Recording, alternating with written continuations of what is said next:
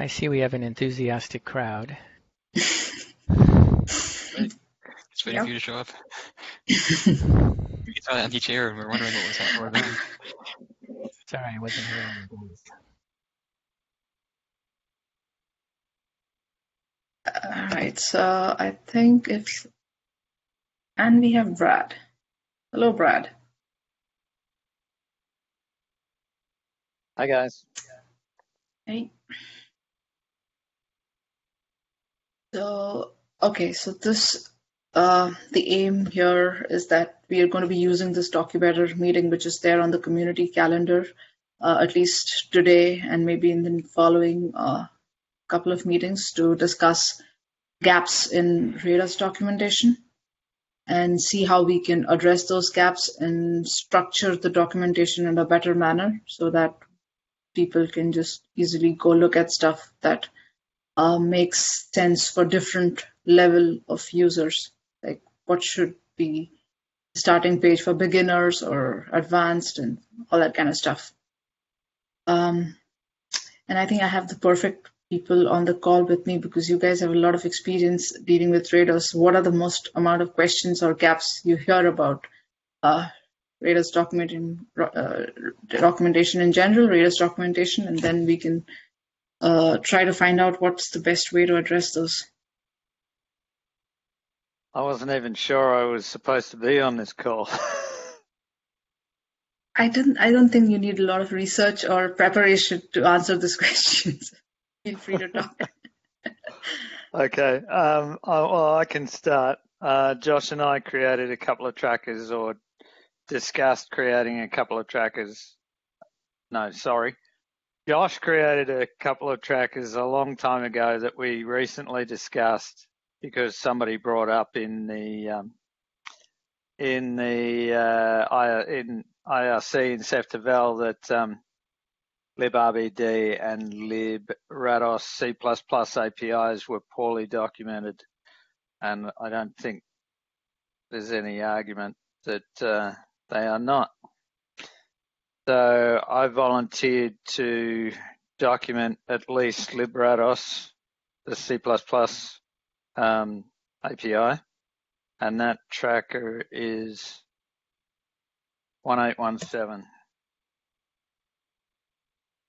All right, so I just pasted an Etherpad where we are going to be tracking what we are doing in each of these meetings. So if you put that tracker issue, that'll be great.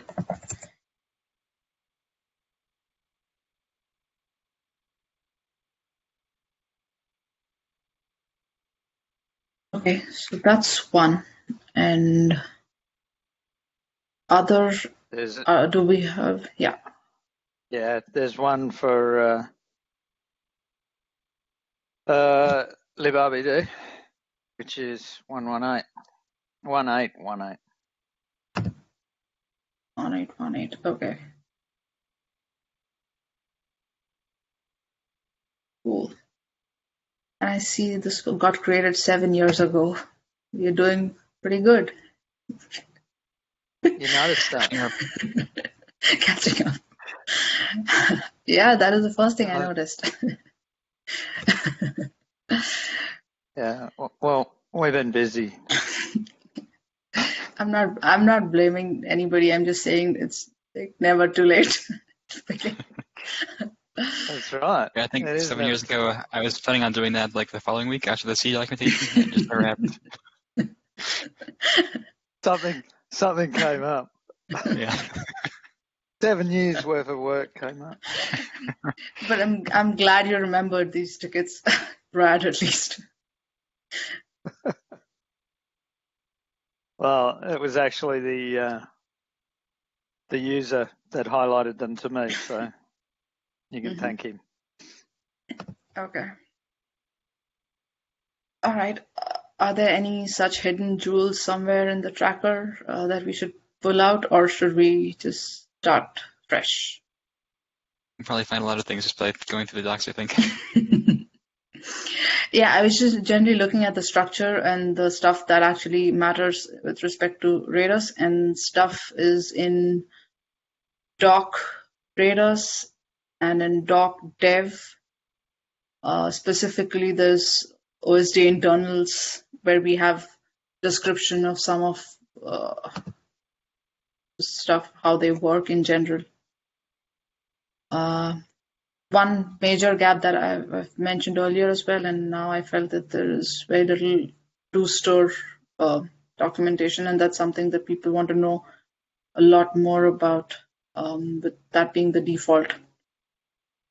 So there is one doc, I believe, is in some place. You can see it. Yeah, it's in docdev bluestore.rst, but it's pretty minimalistic. So how do we suggest we cover BlueStore since it's become huge now? It's not that much. Like adding everything to one doc might not make sense. So maybe adding some of the stuff about how BlueFS and BlueStore work in general and how the allocator stuff works could just go into this existing document. And even configuring BlueStore, I think we still have some documentation about OSD memory target and other stuff, but there are a lot of other options that could get covered in general. What do you guys think? Yeah, I think that's a good example. Like another major area is hardware recommendations for BlueStore and how to divide the devices up. We came up with that kind of rough guideline of 4% at one point, and maybe we could add some more detail to that. I think there's also some really much older pages, like this hardware recommendations page under introduction, which is just almost all out of date, especially with BlueStore. Okay. I think there's a similar one about like which kernels people should run, and that's like way out of date too. If I can find that. Okay. Yeah, Yeah, the OS recommendations.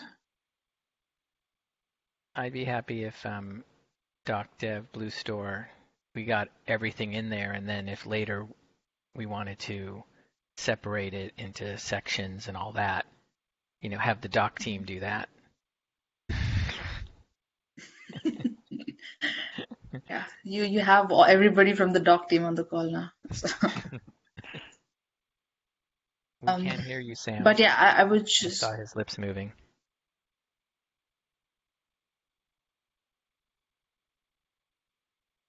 Oh, how about now? There Yes. you go. Yes. So I was gonna ask so right now this is a Red Hat call, but if we invited like Nathan and It's a community Maybe call. someone Anybody can join. It's not. It's Okay, a community call. so I was just that was secondary. What I was suggesting is that if we invite like a user, particularly one who does a lot of backports but doesn't do a lot of development, they might have a crisper idea of what obviously is missing. They won't know how to fix it or where to get the information, but that's fine. We do. That might be nice soliciting a viewpoint like that. Like Kyle Bader would be good for performance stuff in BlueStore, just for pointing out what isn't present and what topics need to be covered. Yeah, that's a good idea. Start from scratch. There's lots that we want to probably add, and then we'll be lost again and remember after 7 years. Okay, so point taken. I'll reach out to these people. Typically for backports and for performance stuff.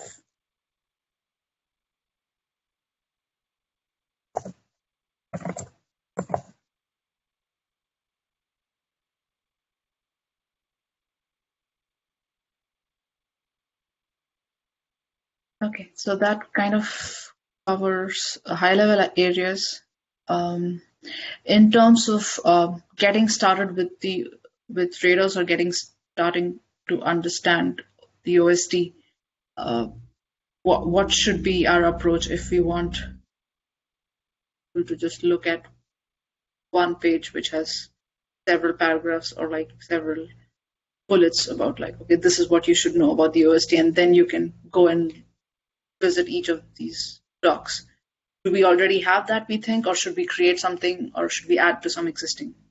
There are a few things that are a little bit like that in OSD internals, or at least they're used to me, but they're not connected or in a, like there's something kind of like that for peering. It's got 3 paragraphs on what peering is and what it does.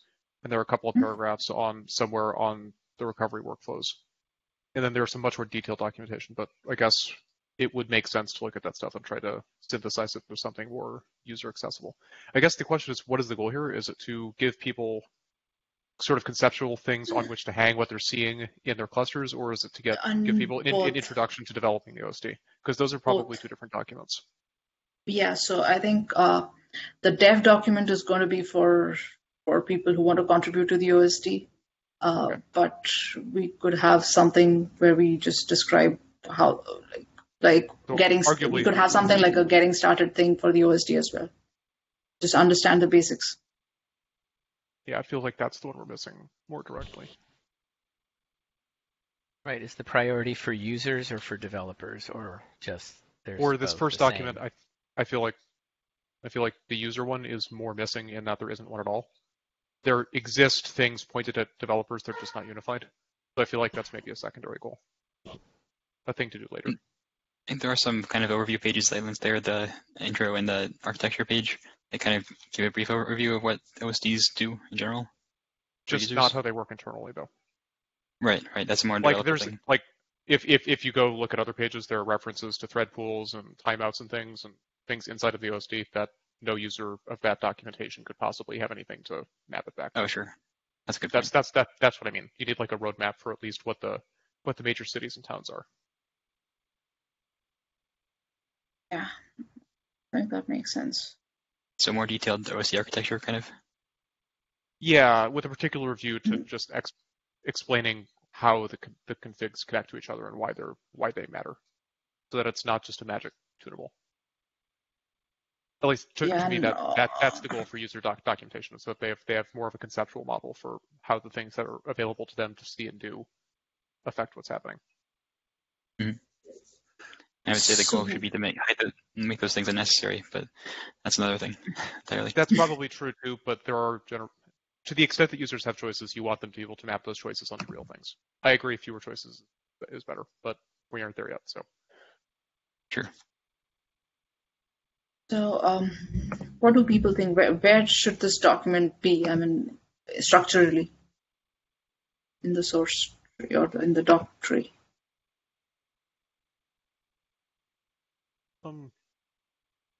If OSD probably gets its own subheading or something. I don't know that was as important as writing the doc and linking it in somewhere. Was in the wrong place, it's relatively easy to prove it. Like there was something about just describing the OSD. Maybe we can just there's something called OSD overview. Maybe we can just use that. Yeah, that makes sense. It's in OSD internals. Okay, and that would also. Yeah, go ahead. We might want to link to it from the manual deployment section on the OSDs as well. I think that's the goal. We'll just link to relevant subheadings from a lot of different places. Yeah. The other thing was that we describe how to create an OSD with Ceph volume, but I'm wondering if we should describe how to create an OSD without Ceph volume. I don't think I know how to create an OSD with that Ceph volume. Yeah, I forgot. Yeah, maybe that's why we should document it. What's that? Are we still using Ceph volume, or was that Ceph disk that became Ceph volume? I don't know. Ceph disk is gone. Ceph volume is now. Okay. But I'm just wondering if we should. I think for users, Ceph volume is probably the right level of detail. Because there's always like a final porcelain level before the plumbing. And I think like that Ceph volume is probably that porcelain level to use to get terminology.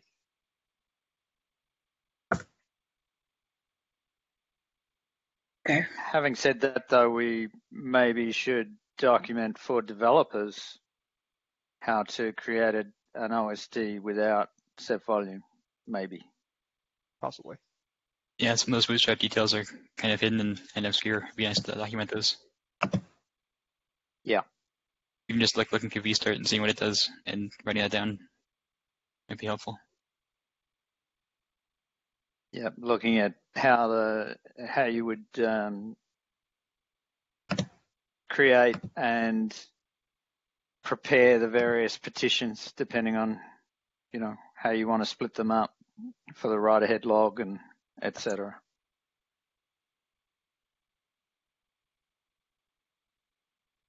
Yeah, I forget if we had a page about how to use LVM manually to do that, but that might be nice. Some other tool.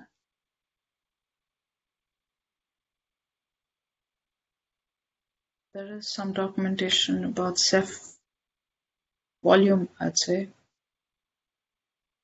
which might cover some of this. That's not in its doc, Ceph volume, and a bunch of stuff.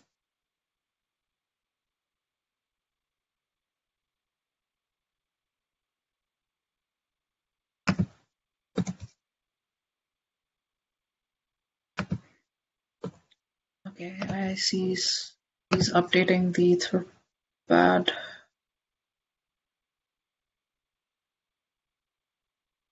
Cool. Okay, I think these are all valid starting points. Any other ideas? There's one more thing that I have in mind. I asked and then I asked my own question, but upgrades is another point that I was thinking. Do we have our upgrade procedures up to date, or do we have them at I all? think we tend to have them or before each release. Like the major releases have like release notes about how to upgrade for that release. Yeah. Yeah. Release notes. It changes Okay, a little bit from release to release. Release. So, but I guess that should suffice. Then we shouldn't worry about specifically adding like a general release document because that's going to be release specific. It would be good to have it like an upgrade document that specifically either links to those things or just mentions you need to look at the release notes for the release you're upgrading to. Mm-hmm. Just that people have that pointer. But I don't know that that's a big deal. By now, Pretty sure there is an upgrade section.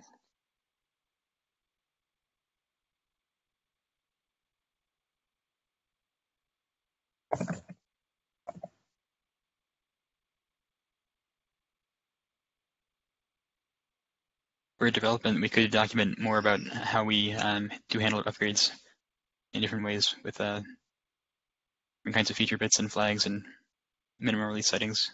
Yeah, that's true. That's true. Definitely not there.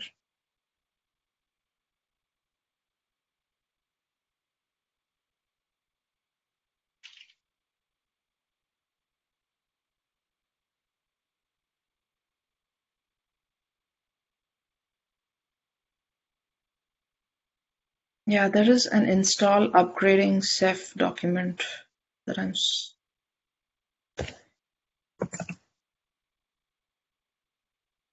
That's the general document that we need to maybe verify with. While we're talking about such things, in master, we still have a Ceph deploy installation section. Do we still want that in master? You have a Ceph Ansible or a link to Ceph Ansible or something?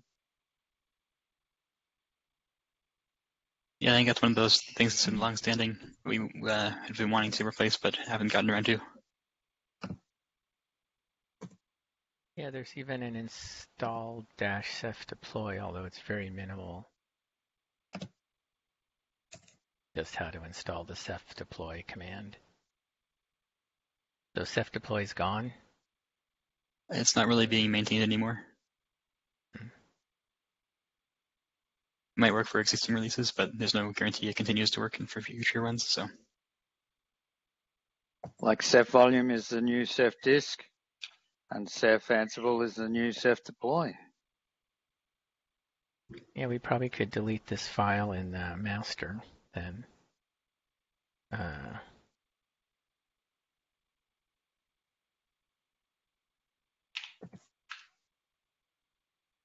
I'm in either way. people want to delete it, we can delete it.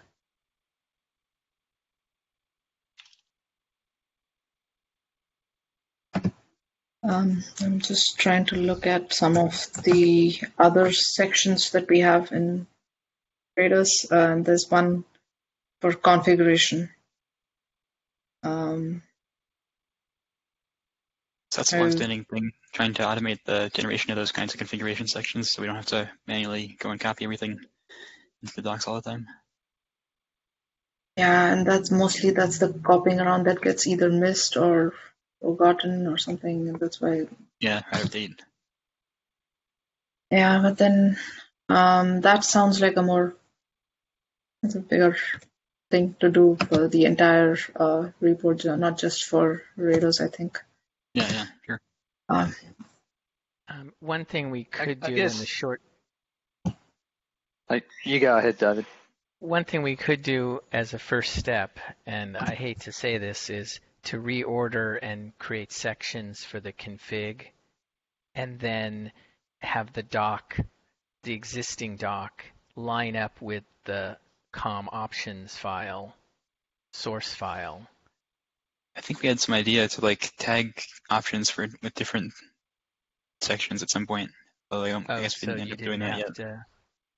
Oh, so you don't have to actually have like. So I was thinking there'd be like a process like we'd add something where there's comment lines that will become doc lines, and then something just processes it straight down to where, let's say, there's like the scrub section. So there's a comment that basically, a code comment that becomes a doc, like the heading for scrub, and then the scrub entries are below that. So I was thinking like, now we could tag it, but then you'd have to have like somewhere where you put, here are the headings. Mm-hmm. The more general like doc for that section. Or maybe there's like a doc file that's like a pre-doc file that has the headings and then says this is the tag to consolidate this group of configs, even no matter what order they're in the source file. I hate to rearrange have that file get all rearranged on the one hand. On the other hand, I kind of like it to be in order as opposed to having something that creates the order, but that could be debated.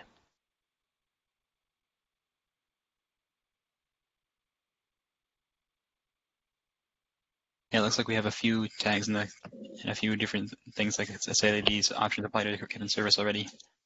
But there's probably a few things we can add there to make automation easier.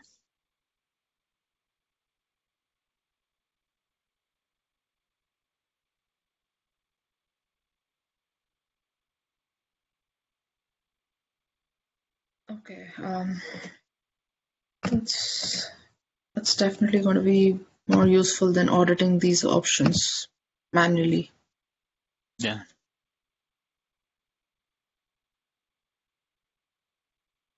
Other than that, there's operations, troubleshooting. Any major gaps there? Troubleshooting should have. Sorry to come back to this, but if a completely new user downloads master and wants to install it, what documentation should they be following? I think if you just go to the Ceph repo on GitHub, there's some instructions there. Just git clone and other kind of stuff. For the record, that's developer documentation. We don't want new users running master. We're doing builds. Okay. So let's say they install Nautilus. What instructions would they be following then? The installation instructions, right? Yeah. What do you mean for using the system and installing it and then using it? What documents? So they'd be using Ceph deploy to install Nautilus?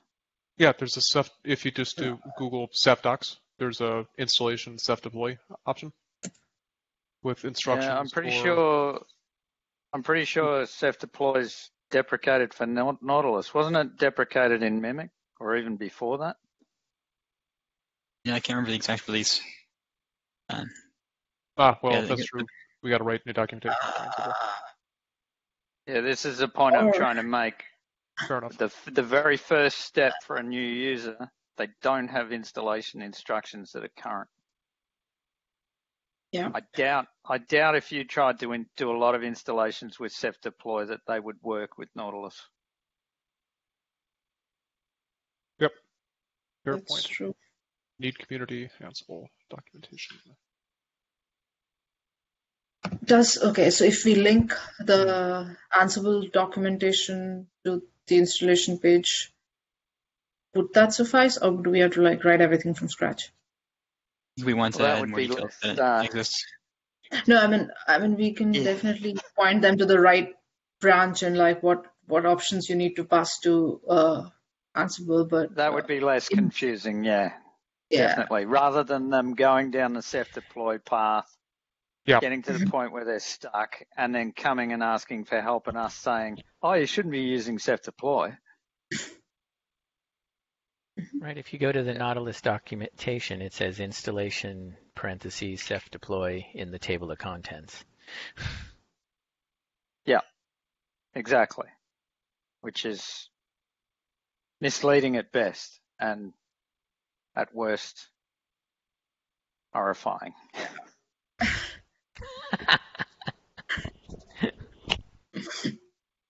Oh, well, Yeah, depending on the installation scenario, you could get yourself into a hell of a lot of trouble with Ceph deploy, I think, for Nautilus. And if we agree that people that are installing Nautilus should be installing with Ceph Ansible, then we should do something about it. Yeah, it certainly seems like a high priority thing. Getting the first install actually working. Yeah. Let's put that on the top of the list. Yeah. You nailed it.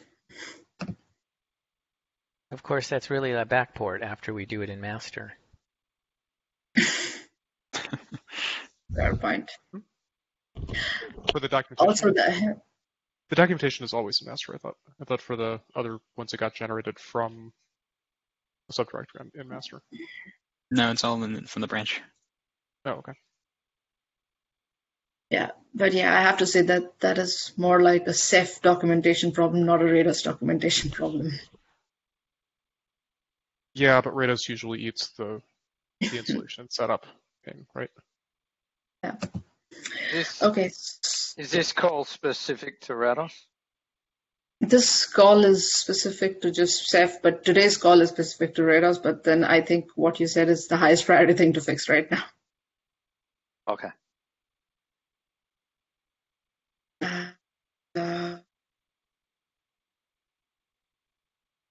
Okay, so I think we have a bunch of things here. Anything else? We have almost a minute more for the meeting.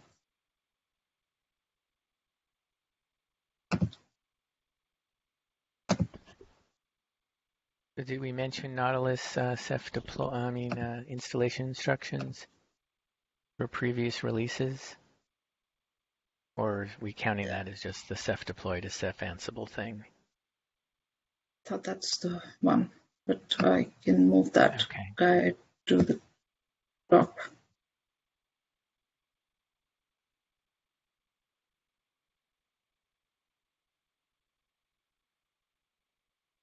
And sorry, what was that question, David? Sorry.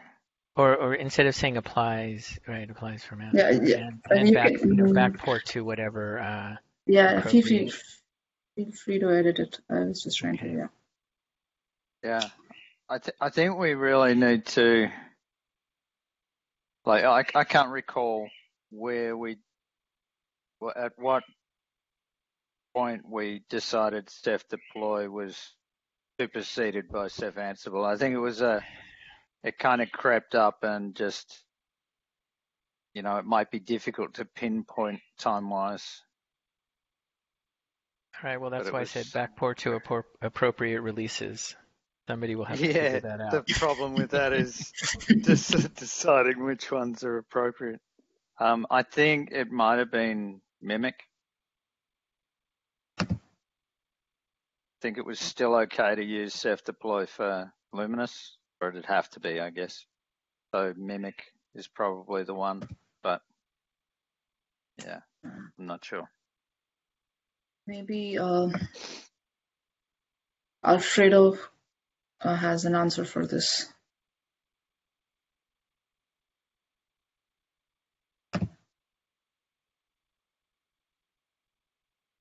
Or maybe Seb or Guillaume, who Yeah, who actually worked on Ansible, you probably know. yeah. Okay, so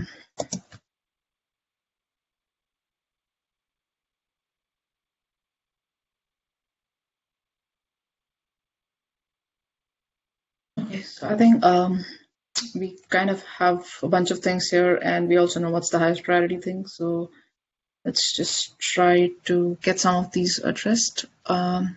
If we feel that we want to meet again after 2 weeks or whenever we want, we can do that. And also, we can talk offline if that helps. Does that Like a make sense? documentation project or something, we can put tickets in or whatever. Yes, that is there. That's also Oh, yeah. Take this OSD internals one since I wrote it 7 years ago. Or the OSD overview one. this is the project we need to create. So currently the structure is that we have like Mimic, Nautilus, master bugs that get created, but this hasn't been used or utilized well. So maybe we can figure out a way to structure this even better. We can just have like Rados bugs, and we can decide what we want to backport and what not.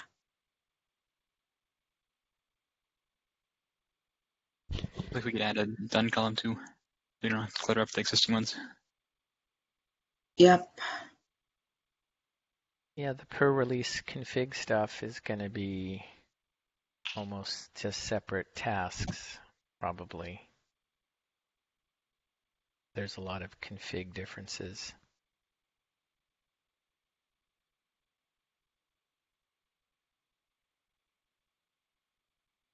I'm gonna link this pad into project. It's already there somewhere. Oh no, maybe it's not there.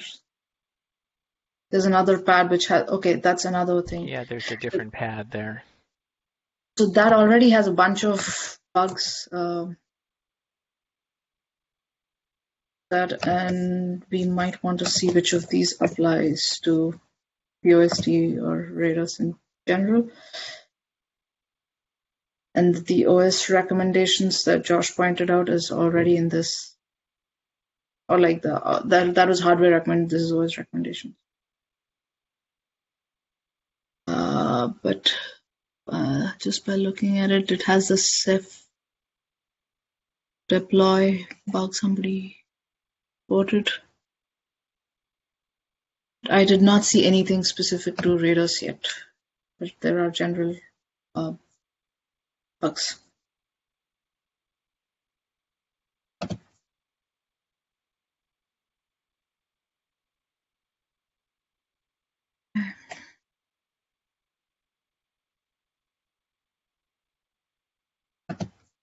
All right. So we can probably create some tracker tickets or like boards, Trello boards for some of these items, and then take it from there. Sounds good. I'm currently asking Nathan via the tracker if I can take over the documentation bugs for librados C++ API and librbd C++ API, and I think I'll try and dedicate either a day or half a day a week to it until I get it done. So, does anyone know who John Wilkins is? Yeah, Yes, he was the our. doc person who worked for us many Oh, that's right. some time He's ago. gone now, though, isn't he? He's not working directly on Ceph docs anymore, I don't think. Yeah. Okay. Do you think I can just reassign librd one to definitely. myself then? I think for doc bugs that Okay. haven't been touched in a year or two, maybe better to ask for forgiveness than permission. Okay. That makes sense.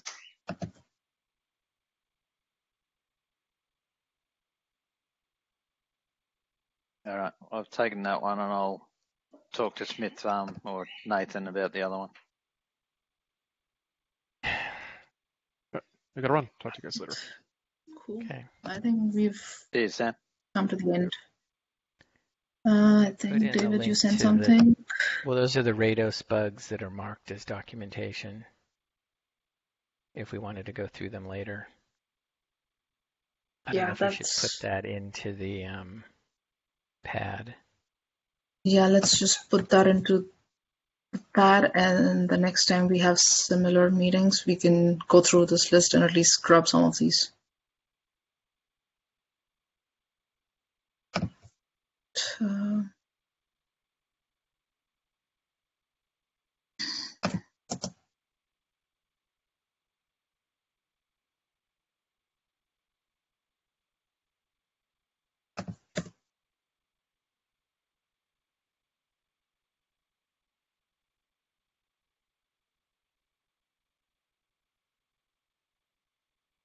All right, cool. I think that's all. Thanks, guys, for coming in, and this was really useful. And hope to see you guys next meeting. All right. No worries. Thanks. Good rest See of you your day. now. Bye. Bye. Thanks. See you guys. See ya.